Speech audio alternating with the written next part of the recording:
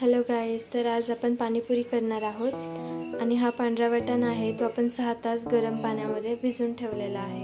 हे चिंच पण आपण भिजवून घेतले आहे, त्याच्यामध्ये आपण गूळ टाकलेला आहे आणि हे आपण 2 तास भिजवून ठेवलेला आहे। हे कुकरमध्ये शिजवून घेणार आहे। बटाटे आणि पांढरा वाटाणा 5 शिट्ट्यापर्यंत शिजवून घ्यायचे आहे। आता मी कुकर लावला आहे, ह्याच्या आपण 5 शिट्ट्या करून घेऊया। आपण हे 10 खजूर भिजत घालूया। हे आपण 2 तास भिजत ठेवूया।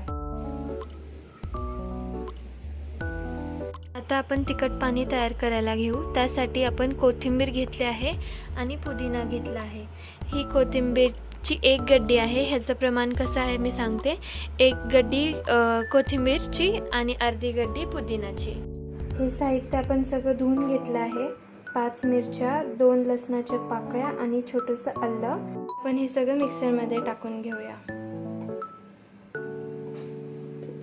मध्ये पुदिना आणि कोथिंबीर टाकूया। थोडं पाणी टाकून त्याची पेस्ट करून घेऊ। अशी पेस्ट करून घ्यावी।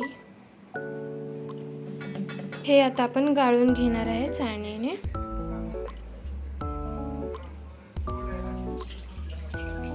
आता मिक्सरमध्ये आपण वाटून घेतलं आहे, त्यामध्ये आपण थंड पाणी टाकून घेऊया। हे आपल्याला लागेल तितके टाकून घेऊया, 1 किंवा 2 ग्लास।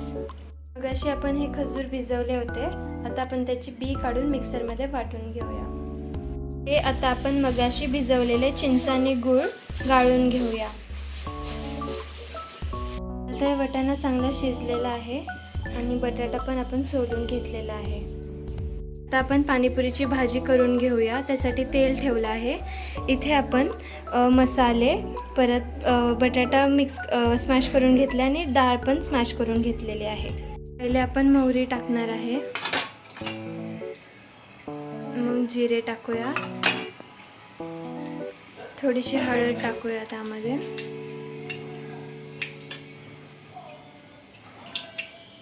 त्यामध्ये लाल तिखट मसाला पण टाकूया आणि लगेच आपल्याला वाटाणा सुद्धा टाकायचा आहे।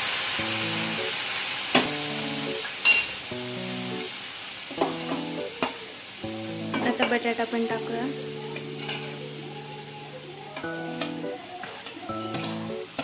आता हे सगळं मिक्स करून घ्यायचं आहे आपल्याला। चवीनुसार मीठ टाकून घेऊया। हे 2 मिनिटं परतून घ्यायचं आहे आणि आपली भाजी तयार झाली आहे। आता आपण ह्याच्यामध्ये मसाले टाकणार आहे। हे गोड पाणी आहे, तर त्याच्यासाठी हे आपण खजूर जे पेस्ट करून घेतलेली होती ते, हे धना पावडर, हे काळं मीठ आणि हे जिरा पावडर आहे। जिरे भाजून पावडर केलेले आहे। आता आपण हे त्यामध्ये टाकूया। खजूरची पेस्ट आपण टाकूया। ह्यामध्ये सगळं पाणी टाकून पेस्ट केलेली आहे। 1 चमचा धने पावडर, 1 चमचा जिरे पावडर टाकूया आणि अर्धा चमचा काळे मीठ।